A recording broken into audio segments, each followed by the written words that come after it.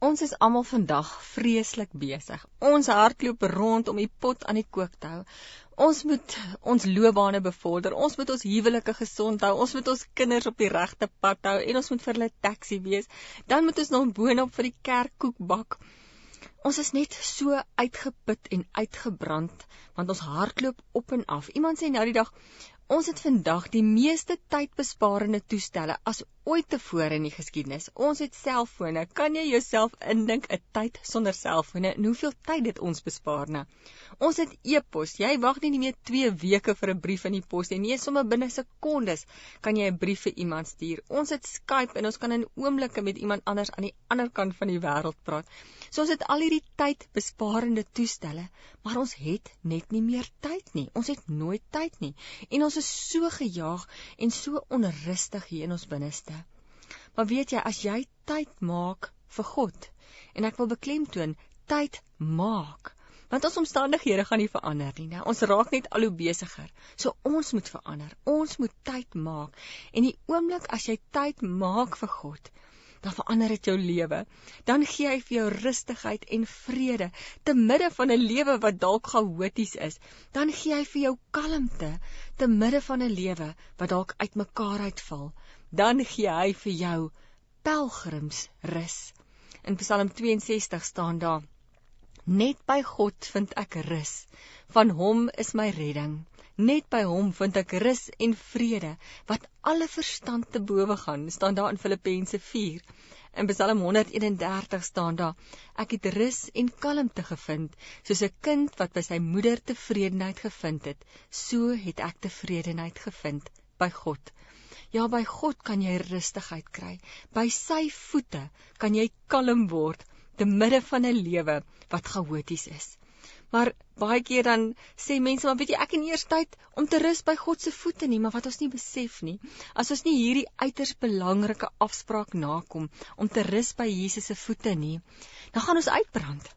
Want dit is juis hy wat ons toerus en ons bekwaam maak om aan te gaan, wat vir ons energie gee.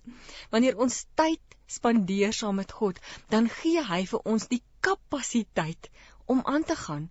En daarom mag ons nie daai 10 minute of 15 of 'n uur wat ons by sy voete sit, mag ons dit nie mis nie. Ag, ek wil jou sommer vandag 'n paar uitdagende vrae vra, en dit is, wat steel jou tyd? Ek dink in die eerste plek steel bekommernis ons tyd. Ons kan partykeer 'n uur of 2 in die nag rondrol, omdat ons bekommer is oor een of ander ding, in plaas daarvan om te doen soos wat Paulus gesê het, om hierdie bekommernis om te draai in 'n gebed, en eerder met God te praat, as wat ons lê en rondrol en nie kan slaap nie. Iemand het eendag gesê, worry is like a rocking chair, it gives you something to do, but it gets you nowhere. En Jesus het gesê, jy kan nie eers 1 uur by jou lewe voeg, deur jouself te bekommer nie. Ag, ek dink iets soos tegnologie en televisie steel ons tyd. Ek lees nou die dag dat hulle sê, as jy gemiddeld 2 ure 'n dag televisie kyk, het jy aan die einde van die jaar 'n hele maand lank televisie gekyk. Nou, dink jy nou self in om 'n maand lank 24 ure 'n dag voor die televisie te sit? Nou, as mens net 2 ure 'n dag dit doen, is dit wat gebeur. Ag, en ek sê nie, moenie televisie kyk nie. Nou, ek is ook lief om nou na 'n seepie te kyk, ek hoor dit ontspan jou, of 'n mooi film te kyk. Maar as dit jou tyd begin insluk, as dit jou verhoudinge begin vertroepel, wees versigtig. Iets soos sosiale media.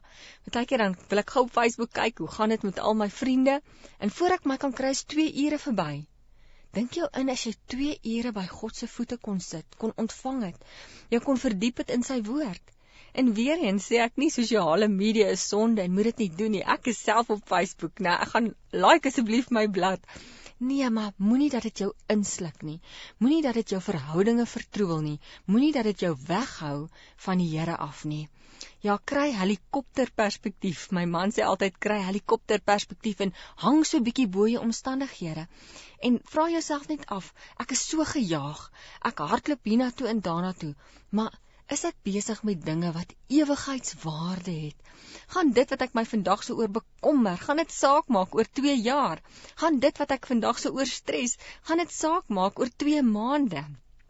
Ja, rus genoeg by God se voete, dat hy jou kan toerus. As predikant het ek soms die hartseer taak om by iemand se sterfbed te staan. En weet jy, dan sê mense vir jou, Liesel, ek het soveel aandag gegee aan dinge wat nie ewigheidswaarde het nie.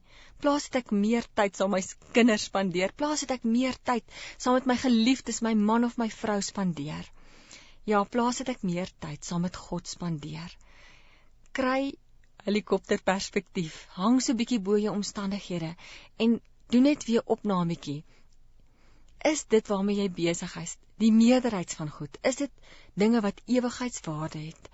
Ag, belê tyd in jou verhouding met God en met jou naaste. Ons smag almal na 'n dieper verhouding met God, maar ons kom nie daarby uit om tyd te belê in hierdie verhouding met God nie. Ag, ek wil nie vandag vir jou preek nie, ek wil nie wetties wees nie. Ek wil vir jou uitdaag, want om 'n pad saam met God te stap is 'n opwindende pad. En wanneer jy by hom rus, is jy juis meer bekwam om die lewe aan te gryp.